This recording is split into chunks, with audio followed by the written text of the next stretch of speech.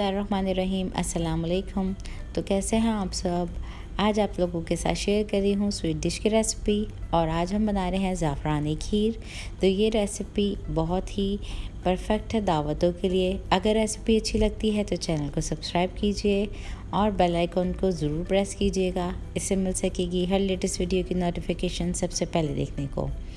तो ज़ाफ़रानी खीर बनाने के लिए हमें जिन इंग्रेडिएंट्स की ज़रूरत है, सबसे पहले हमने एक हैवी बॉटम पैन लिया है जिसके अंदर हम डाल देंगे तकरीबन 1.5 लीटर दूध और फुल फैट क्रीम मिल्क डाल रहे हैं हम। आप चाहें तो लो फैट का इस्तेमाल भी कर सकते हैं। इस दूध को हम थोड़ा सा गरम कर लेंगे और एक हल्का सा बॉयल आने देंगे और जब थोड़ा सा बॉयल आने लगेगा तो हम इसके अंदर डालेंगे राइस। तो राइस हमने भिगो के रखे हुए हैं। एक मुट्ठी बराबर मैंने राइस लिए थे, इसको मैंने सोक कर दिया आधे घंटे के लिए और इसको हाथ से चूरा करके डालेंगे। दूध में हल्का सा बॉयल आने लगा है तो इसमें हमने डाल दी हैं ये राइस और इसको मिक्स कर लेते हैं। और इसको अब हम बिल्कुल मीडियम टू लो आंच पे बॉयल आने के बाद छोड़ देंगे पकने के लिए तकरीबन 45 मिनट के लिए। वो हम बिल्कुल हल्की आंच पे पकाएंगे। धीमी आंच पे पकाते हुए हम इसको चलाते जाएंगे और देखें तो 20 मिनट के बाद इसकी ये पोजीशन हो गई है। इसको हम मिक्स करते जाएंगे और दूध को हम बिल्कुल रिड्यूस कर लेंगे। तो हल्की आंच पे इसको इसी तरह से पकाते रहेंगे और चलाते रहेंगे।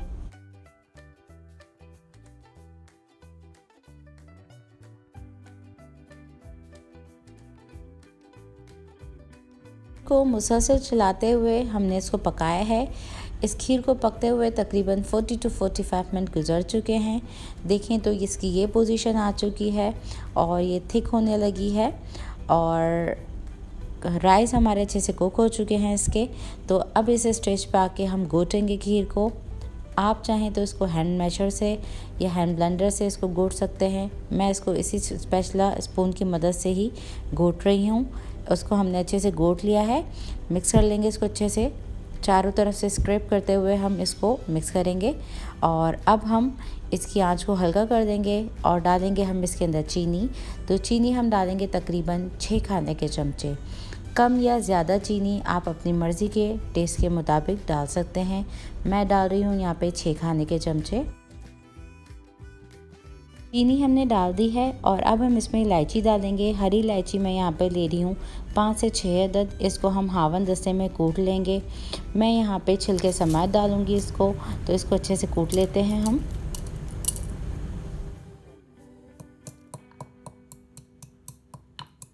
को हमने कूट लिया है और इसको हम छिलके समेत डाल रहे हैं।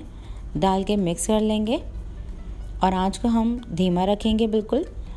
तो देखें ये थोड़ी सी पतली हो गई है क्योंकि जब चीनी डिज़ोल्व होती है तो ये थोड़ी खीर पतली होना स्टार्ट हो जाती है। इसको कंटिन्यूस चलाएंगे और चलाते हुए हम इसमें डालेंगे कोकोनट।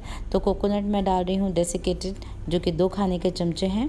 इससे बहुत अच्छा फ्लेवर आएगा खीर में, तो ये डाल देते हैं हम।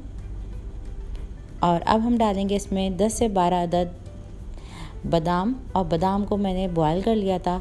बॉयल करने के बाद इसका छिलका उतारा, ये हमने डाल दिया। साथ ही हम इसमें डालेंगे केसर के धागे। ज़ाफ़रान डाल रहे हैं हम इसमें, चुटकी भर उठा के हमने इसमें डाल दी है ज़ाफ़रान। और अब हम इसको अच्छे से मिक्स कर लेंगे। तमाम चीज़ें हमने डाल दी हैं। डालने के बाद हम इसको 15 मिनट के लिए मज़ीद पकाएंगे। हल्की आंच पे इसको पकाएंगे क्योंकि इसमें छींटे काफ़ी उड़ती हैं अगर आप तेज़ आंच पे पकाते हैं। मुसलसल चलाते हुए हम इसको गाढ़ा कर लेंगे। तो देखें 15 मिनट के बाद ये बिल्कुल लई नुमा सी हो गई है। इस स्टेज पे आके हम इसमें गर्म दूध डालेंगे। तो मैं यहाँ पर डाल रही हूँ तकरीबन आधा लीटर दूध मज़ीद, और डाल के हम इसको 5 से 8 मिनट के लिए मज़ीद पकाएंगे। तो खीर को हम ज़्यादा गाढ़ा नहीं रखेंगे। ज़्यादा गाढ़ा रखने से क्योंकि हम जब जमाएंगे तो और ये ज़्यादा थिक हो जाएगी। इसकी इतनी कंसिस्टेंसी होनी चाहिए, पोरिंग कंसिस्टेंसी। तो अब हमने मिट्टी के प्याले ले लिए हैं और अब हम डाल देते हैं खीर को इन प्यालों में।